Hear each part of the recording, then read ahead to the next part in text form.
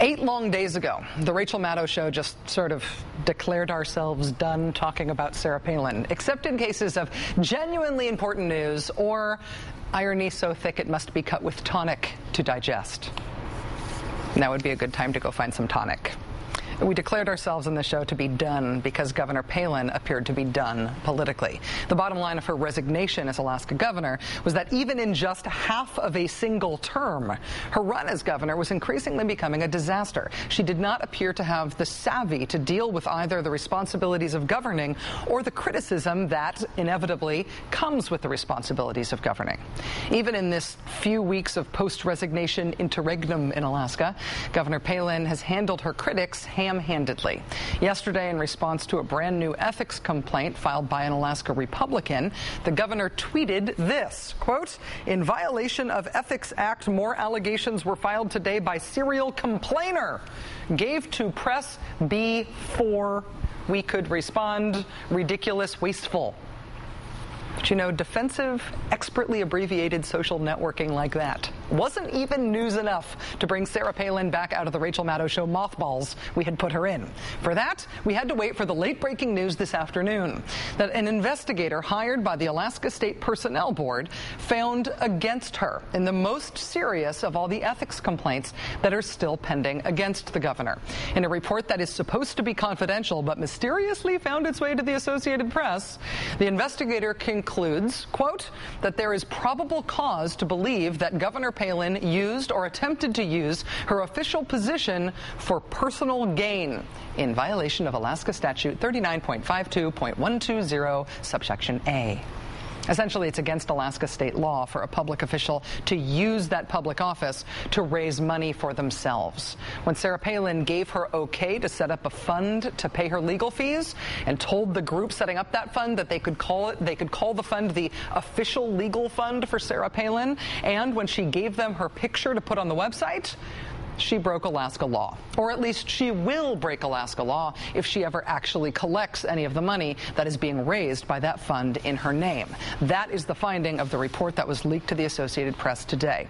Now, the governor is a private citizen again as of Sunday. Apparently, though, she is still adding to her value as a political target right up until the finish line. Joining us now is Jill Burke. She's a reporter for NBC affiliate KTUU. She joins us on the phone from Anchorage, Alaska. Jill Burke, thanks very much for joining us. Really appreciate it. Sure thing. Did I summarize these findings accurately? The investigator says the governor's fund created to pay legal bills associated with ethics violations is itself actually an ethics violation. Is that right?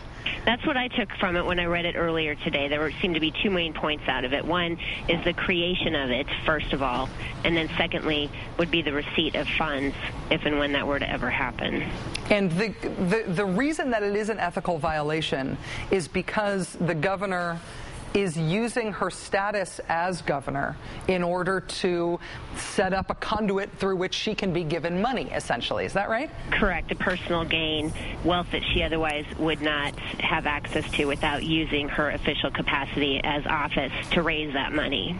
Now, as far as I understand it, I'm not in ethics on these types of ethics laws, but I know that lots of politicians have legal defense funds for various types of legal imbroglios that they get themselves involved in. Federally, certainly, that there are rules that allow politicians at the federal level to have these types of legal defense funds. But as I understand it, Alaska doesn't have those types of laws, and that's why it's specifically illegal in Alaska. Does the report make recommendations about that, and is that in fact the discrepancy that makes this a potentially illegal act? That's the discrepancy that this independent investigator highlighted. He pointed that out. He noted that the Alaska Fund Trust on its website likens itself to other federally set up defense funds, but also states in Alaska law there's no framework by which to enact something like that. So he offers this remedy to kind of address the situation, which is to say, look, Palin, reject the monies from the fund, don't take it, dissolve the relationship to the fund, ask the state to reimburse you for those complaints which were dismissed, and then maybe have Alaska State Legislature take a look at its ethics laws and rewrite them so that office holders aren't subject to having to pay for frivolous complaints out of their personal pocket. Those are the recommendations on how to sort of remedy this, but there is this finding that she's used or attempted to use her official position for personal gain. Now, Governor Palin's spokesperson issued a response to this tonight, saying there's no final report. The investigator is still confidentially reviewing this matter. It appears suspect that in the final days of the governor's term, someone would again violate the law and announce a supposed conclusion before it is reached. I've seen the report. It is, in fact, marked confidential on it. I got this tingly feeling that made me sense, oh, I don't think I'm supposed to be reading this while I'm reading it. Do we know anything about how this did end up getting delivered to the Associated Press, how it got leaked? Boy, that's a great question. I'm going to say they have better contacts than I do, and I hate to admit that on air, but we tried today. I did talk to a couple of people who did have the report. None of them refused to provide it to us, so we'd have to talk to the Associated Press on that. But everybody, to me, gave the same answer, that this remains confidential. It's pending. The normal procedure would be for the board members to go into session maybe in September when their next regularly scheduled meeting is, and to discuss further action, and wait until it's truly finalized in their process before anything is made public.